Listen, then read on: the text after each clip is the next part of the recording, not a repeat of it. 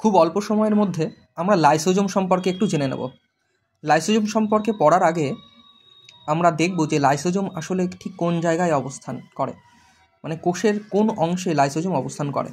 তো এটা যদি একটা প্ল্যান্ট সেল হয়, এটা যদি একটা গাছের কোনো একটা বৃক্ষের কোষ হয়, তাহলে আমরা দেখতে পাচ্ছি এই অংশটা, এটা হচ্ছে লাইসোজোম। এই যে দানার মতন অংশ, প্রচুর লাইসোজোম ঘুরে বেড়াচ্ছে, আমরা দেখতে পাচ্ছি প্রচুর লাইসোজোম আছে একটা কোষের মধ্যে। তো যাই হোক, এবার আমরা কি করলাম, আমরা লাইসোজোমের অবস্থানটা জেনে নিলাম।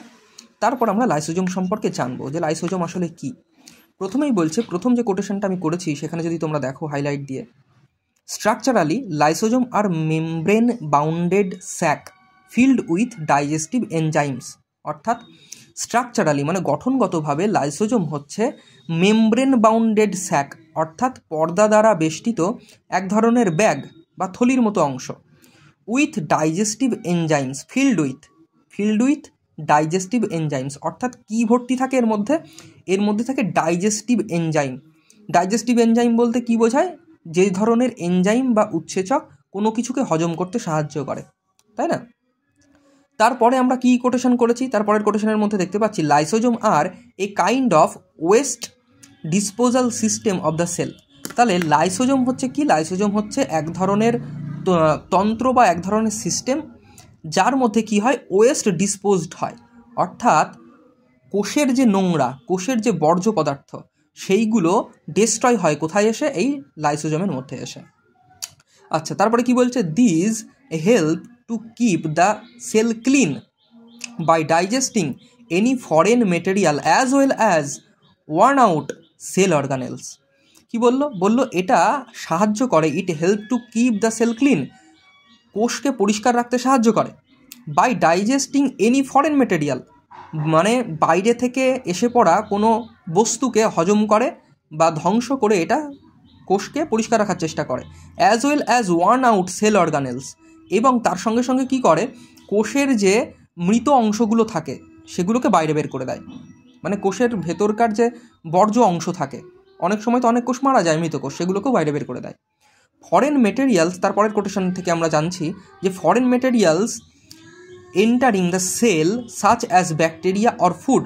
ফরেন মেটেরিয়ালস বলতে এখানে কি বোঝাচ্ছে? এখানে বোঝাচ্ছে বিভিন্ন ধরনের ব্যাকটেরিয়া এবং খাদ্যকে।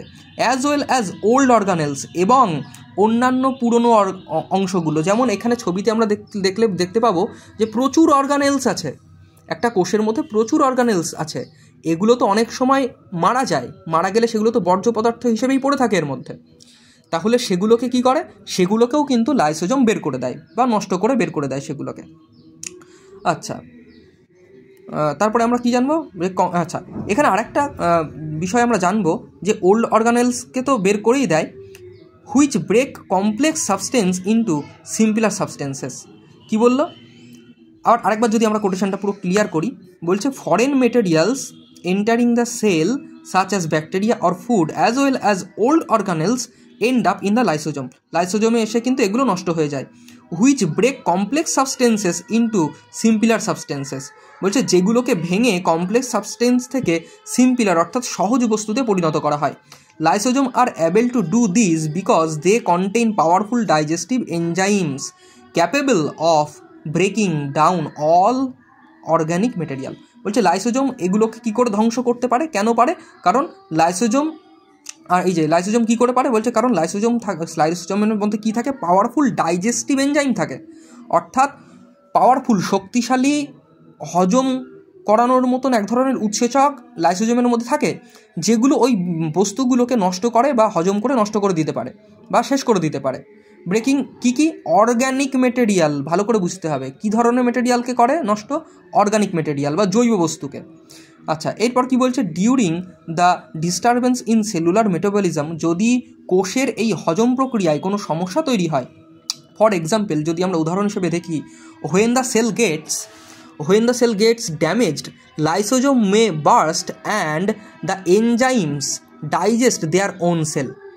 যদি কখনো কোষের এই হজম ব্যবস্থার মধ্যে কোনো সমস্যা তৈরি হয়, তখন কি হয়? লাইসোজোম মে বার্স্ট, লাইসোজোম বিস্ফোরিত হয়ে যেতে পারে, মানে বাস্ট করে যেতে পারে, ভেঙে যেতে পারে, নষ্ট হয়ে যেতে পারে। And enzymes digest their own cell, এবং তার যে এনজাইমগুলো আছে এই যে লাইসোজোমের মধ্যে যে এনজাইমগুলো থাকে তারা কি করে, নিজেদের কোষকেই খেতে শুরু করে। দেয়ারফর তার জন্য lysosomes are also known as the suicide bags of a cell. সেই জন্যই কিন্তু লাইসোজোমকে আমরা কী বলি, সুইসাইড ব্যাগ বলি। কার? কোষের। কারণ ও নিজেই নিজেকে ধ্বংস করে ফেলে যখন ওর পরিপাকতন্ত্রের মধ্যে কোনো সমস্যা তৈরি হয়। আমি পরিপাকতন্ত্র বলতে এখানে কী বোঝাচ্ছি, এখানে পরিপাকতন্ত্র বলতে এই যে ডাইজেস্টিভ সিস্টেম অফ লাইসোজোম, সেটাকেই আমি এখানে পরিপাকতন্ত্র বলে উল্লেখ করছি, আর কিছুই নয়। ঠিক আছে? তো আশা করি তোমরা লাইসোজোম সম্পর্কে যেটুকু বললাম সেটুকু বুঝতে পেরেছ। আমি এভাবেই এনসিইআরটি ক্লাস 6 থেকে ক্লাস 10 পর্যন্ত এনসিইআরটি আমি কিন্তু আমার ক্লাসে করিয়ে থাকি। আমি কিন্তু আমার ক্লাসে ক্লাস 10 থেকে এই ক্লাস 6 থেকে ক্লাস 10 পর্যন্ত এনসিইআরটি আমি আমার ক্লাসে করিয়ে থাকি। রেলওয়ের ডেডিকেটেড ব্যাচ বনগাঁর মধ্যে আমি জানি না আর কোথাও আছে কি না, আর কোনো জায়গায় করানো হয় কি না। আমার বাড়িতে কিন্তু রেলওয়ের ডেডিকেটেড ব্যাচ আছে, গ্রুপ ডি, এনটিপিসি এগুলোর জন্য, এবং যারা টেকনিশিয়ানের জন্য পড়াশোনা করছে। বিশেষ করে সায়েন্স কিন্তু আমি আমার ক্লাসে এনসিইআরটিই পড়াই। তো যদি এমন কেউ থাকো যারা রেলের পরীক্ষা দিতে চাও ডেডিকেটেডলি, অবশ্যই যোগাযোগ করতে পারো আমার সঙ্গে। ইনবক্স করতে পারো, কমেন্ট করতে পারো, আমি যোগাযোগ করে নেব। ধন্যবাদ।